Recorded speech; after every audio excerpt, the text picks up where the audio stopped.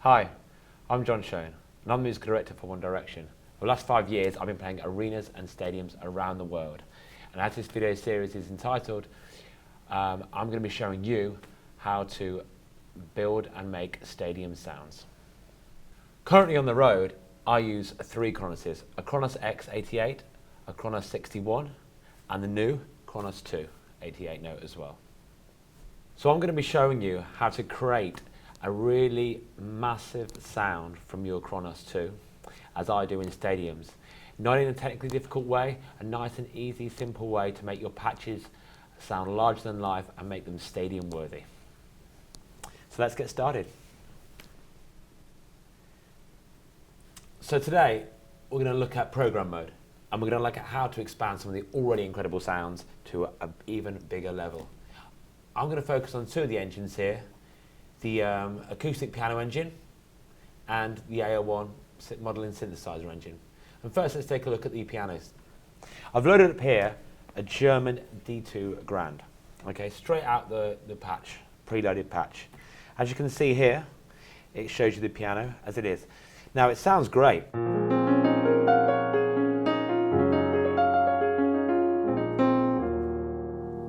Really rich and deep. But I'm looking to make those pianos pop. I'm looking them to make them huge for this stadium, so they cut above a lot of this other stuff that's going on. Now here we see the lid position down. So what I'm going to do is, first thing I'm going to do is take the lid position right up. There she goes, look, all the way up. And already, we've got that sense of space.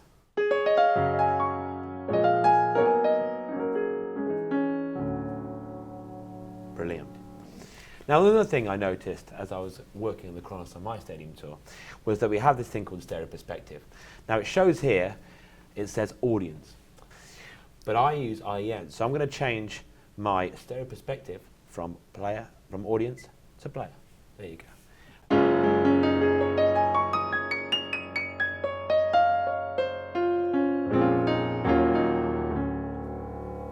Fantastic, sounds great already. Now, another couple of things here in the right-hand menu are components.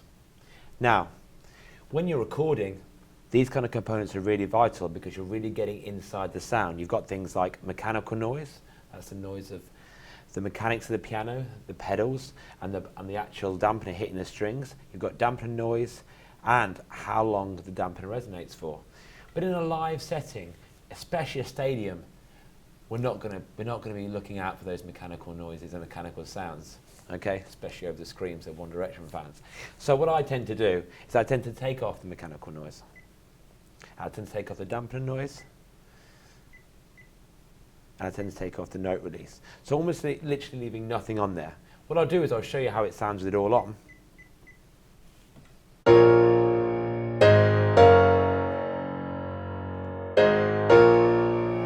And there you can hear a lot of the harmonics and resonance. You can hear the pedal coming on and off, and the dampener, and the mechanics of it hitting the strings. But when you're wearing in monitors, which are extremely detailed, you don't really want to hear that. So I'm going to take that stuff off. And here you can have a cleaner sound.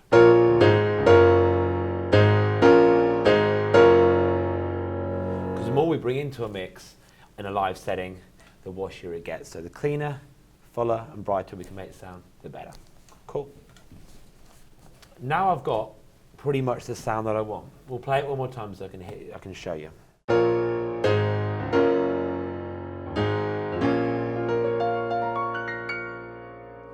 So there you go. Already feels bigger and richer, but there are other things we can do to add to that depth and richness of sound.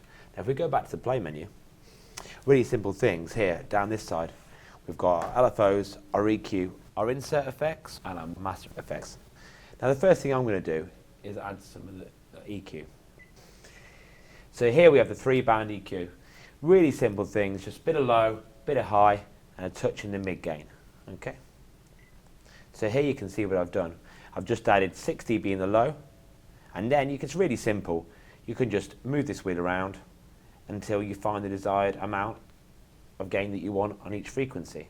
And I've just added a couple of dB of the high gain. And then in the mids, here, I've just scooped up the middle range because that's where I play quite a lot in the middle frequencies. So here's the sound again with the EQ.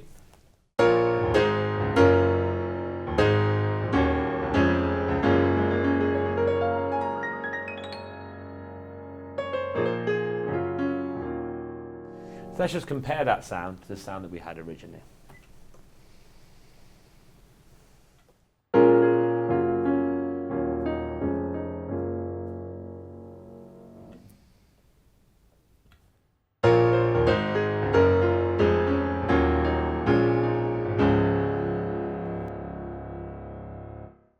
So there you go. I just took one of the piano sounds from the Kronos and I just made it that little bit wider, a little bit fatter, a little bit thicker, just by using a few of the internal features just to give it that cut that we need for a stadium sound.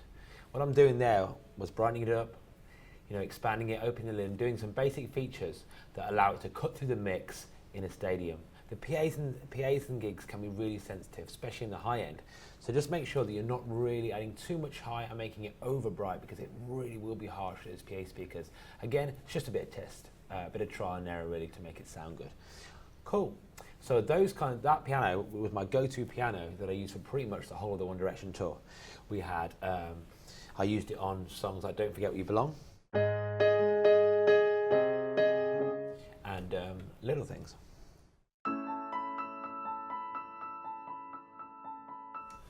So there you go.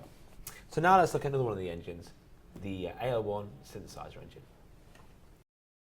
There's quite a few synth engines on board, but this one, the AL1, I really like. It pretty much does everything that the other engines do, and it's very user compatible, and I've used it quite a lot on the 1D stuff. So I'm going to use it, I used it on a patch called Little White Lies, and I also used it in Better Than Words, some two kind of heavier synth-driven numbers, especially Little White Lies, as you know guys, was a really kind of heavy kind of drum and bass chorus. Now I'm going to show you the sound that I started with when I first began to build this patch. Now, I'm using one of the AL1 pre-programmed sounds. I can see there.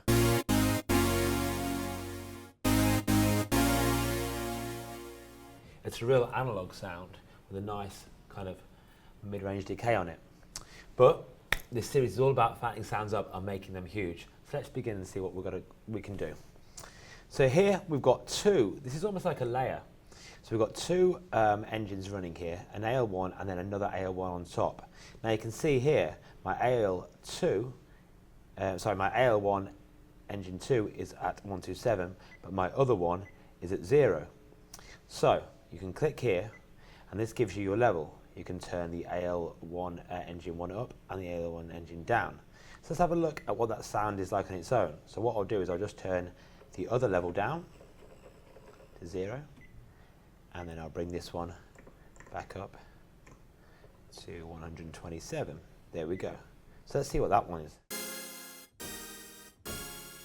Oh, now it sounds really detuned and really out, but detuning is a really good way of making things sound thicker, because by placing the harmonics either side of the main frequency, you get this thicker, richer sound. So what I'm going to do is blend this in with the other engine. So I'm going to bring this in and just look at the level that I might need it.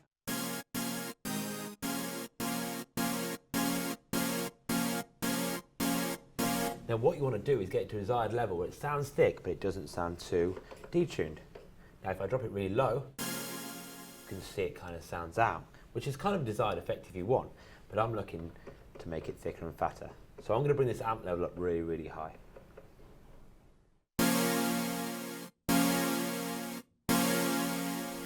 And there you can see it's already getting bigger. It's got a lovely bit of crunch on it as well. Now, there's other things you can do as well. You can basically change this AL1 as well to a different engine if you want. So for example, let's click and have a look at it.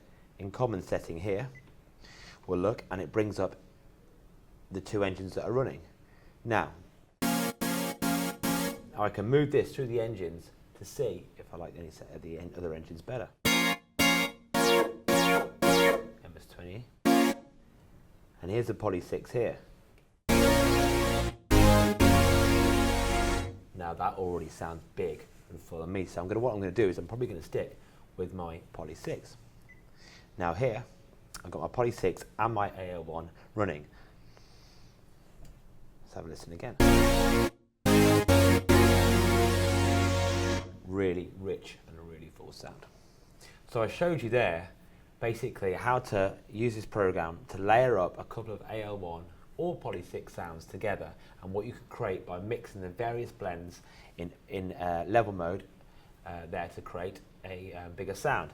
So at the moment, I've just come back to my board. I've settled with the sound that I think I want. So I think I want 2 AL1s running, and I'm going to show you what they sound like now. Now what I've done there is level them out here, and I've sort of put my second one at 127, and I've leveled my other one at 85 because I don't want the other one to be too loud.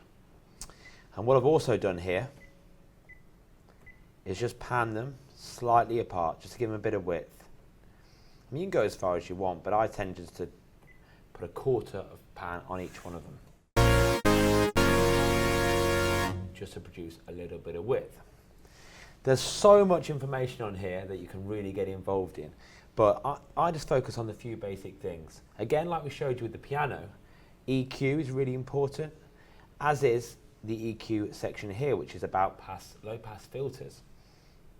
So, depending on what you want, and without going too crazy on synthesis, I don't tend to run too many filters on big lead patch sounds, because things like low pass filters are really good for bass, high pass filters are really good for the high end stuff, but again, we're making stadium sounds here, so we want to create as huge and as big sounds as possible.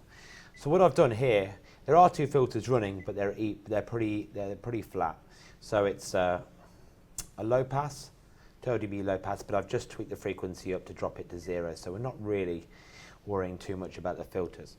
Now here, also 3-band EQ. Again, like we did with the piano, I've just kind of messed around with it until I feel like it's big enough or blasty enough to make a really good sound. I'll take it off for a second. Nice and thick, but with just a bit of EQ. We get some really nice lows, and again, just pushing that high up by about 5, I've done there. Again, just play with it, just see how you feel, just see how you get on. And that creates a wonderful sound. There are also a couple of other things on here, boost and drive. You know, if you want to drive it harder and more intense, I just set mine to 20, just as an idea. It's up to you. And I'll put this one down to 20 as well there. And I've also just put a touch of low boost again, because it's really important on a big stadium. You've got these subs playing, you really want your sound to pop out. So, bit of drive.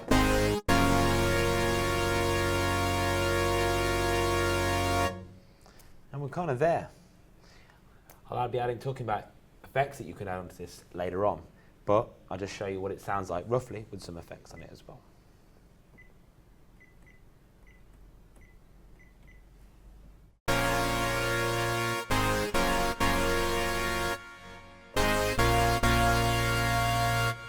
We'll talk about how we get there soon. All right. So there you have it. I've just showed you a really couple of basic things that will help you make your internal sounds just that little bit larger than life.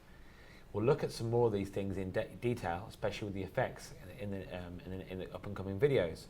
But for now, I hope that's good. And next time I'm going to look at combination mode. Thanks.